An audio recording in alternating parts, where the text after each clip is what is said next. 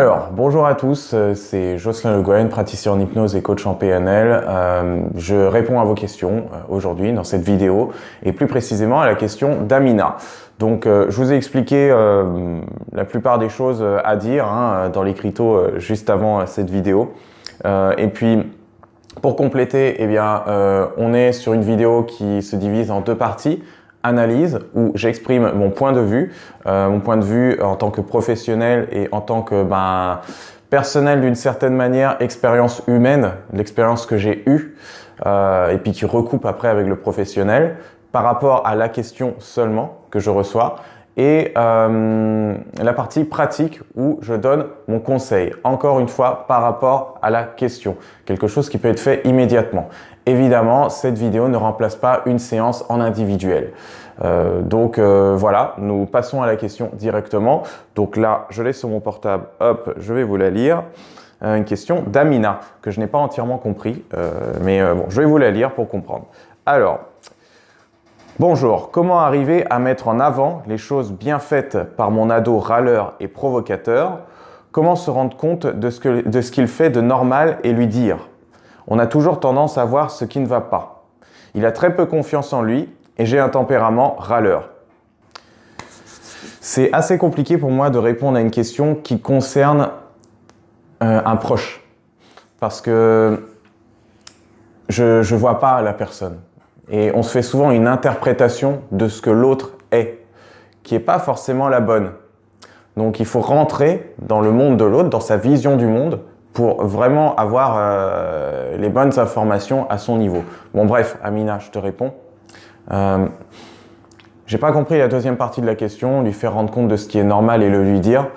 Par contre, ce que je vois, c'est qu'il a peu confiance en lui. Et toi, tu as un tempérament râleur. Quand je fais une thérapie familiale, ou de couple, mais surtout familiale, c'est pas toute la famille qui vient.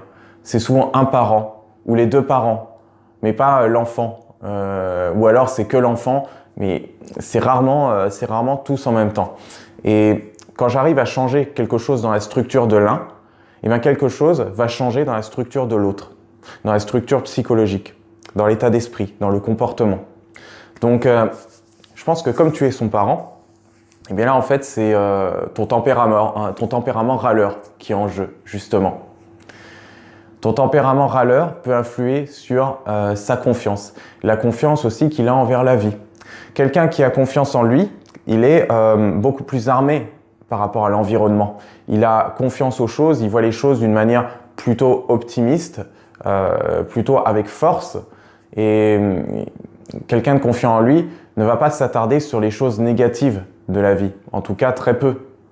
Il va plutôt s'attarder sur ce qu'il va bien, sur ce qui peut lui servir, le rendre plus fort. Donc, ça peut vraiment jouer pour lui, la confiance en lui et ton tempérament râleur. Parce que, en tant que parent, tu es censé donner l'exemple. Pendant toute l'enfance, pendant toute l'adolescence, jusqu'à son âge jeune adulte, quelque part, tu donnes l'exemple. Tu es son parent. Donc si tu as un tempérament râleur à t'attarder sur ce qui ne va pas et avoir du mal à décrocher des petites choses négatives qui se passent dans ta vie, lui il va en faire de même. Et comment veux-tu qu'il ait foi en la vie par la suite? S'il voit que même son parent voit que les choses négatives et que c'est très dur. Oui. Donc là, c'est ce que tu peux changer à ton niveau. Ça, c'était la partie analyse. Maintenant, je passe à la partie pratique.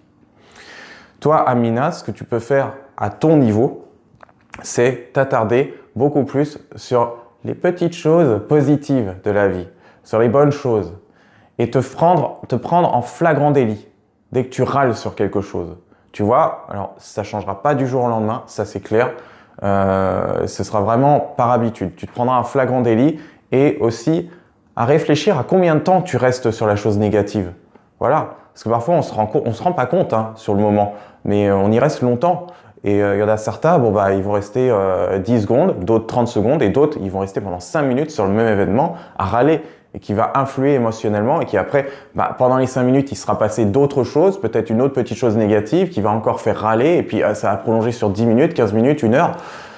Voilà, on peut pas vivre comme ça de manière sereine. Donc, ton ado va justement avoir une meilleure inspiration de ta part si tu es plus reconnaissante envers les choses. Alors bien sûr, le fond de la structure, là où il faut donner le plus l'exemple, c'est dans l'enfance. C'est pas trop tard quand on est ado, on peut encore donner l'exemple. Mais dans ce cas, il faut s'assumer, soi. Voilà, faut être un modèle, il faut s'assumer pour soi-même, changer son tempérament râleur. Tu peux pas le supprimer si tu veux, mais tu peux le modifier légèrement. Tu peux avoir une meilleure reconnaissance envers la vie. D'ailleurs, ça te fera rayonner d'une certaine manière, parce que tu te sentiras mieux, tu pourras le partager à d'autres gens, à d'autres personnes, et donc à ton ado qui en profitera également. Voilà. Donc aussi, une chose à faire, c'est que les parents sont parfois maladroits. Ils remarquent chez leur enfant ce qui va pas, ce qui doit être amélioré et ce qui manque seulement. Si tu as un tempérament râleur, tu dois peut-être le faire. Ça lui donnera pas plus confiance en lui. C'est comme le principe du feedback dans la PNL. Si tu veux aider quelqu'un, au départ, il va falloir honorer ce qu'il fait bien dans la vie. Par la suite, lui dire que tu apprécierais encore plus qu'il améliore tel point. Et à la fin, que globalement, tu aimes ce qu'il est. Vous montrer que c'est pas un amour trop conditionnel. Il n'y a pas trop de conditions. C'est pas ah, si tu fais ça, je t'aime. Si tu fais ça, par contre, je t'aime pas. Non, l'enfant, lui, il a peur sur ces choses-là. Alors après, c'est socio-culturel et puis c'est en fonction des générations aussi. L'ancienne génération, c'était une génération assez dure, donc ça marchait beaucoup comme ça. Aujourd'hui, ça change. C'est différent. Et là, tu devras honorer ce qu'il fait de bien. Et encourager par la suite. L'encourager sur la base de ses talents. Ce qui est déjà là. Oui, je sais, ça peut être assez compliqué au départ. Mais ton enfant, tu l'aimes. Donc, c'est ça que tu vas faire. Et c'est ça qui est beaucoup plus constructif pour lui. Pour son développement personnel. Et pour après, dans la suite, dans ses relations sentimentales, dans ses relations amicales, une fois adulte. C'est le meilleur exemple que tu peux lui donner. En tout cas, pour le moment, à mon sens. Et voilà.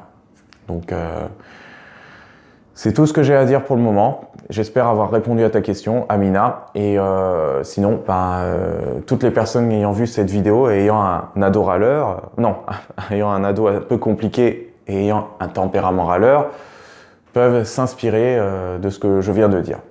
Je vous remercie d'avoir regardé jusqu'au bout. Mettez un petit j'aime pour permettre à cette chaîne de perdurer et puis vous abonner pour me voir dans votre fil d'actualité YouTube. Et voilà, donc vous savez où me retrouver si vous voulez réserver une séance de coaching ou avoir des ressources gratuites. Tout est dans la description en dessous de cette vidéo. Je vous remercie et à la prochaine.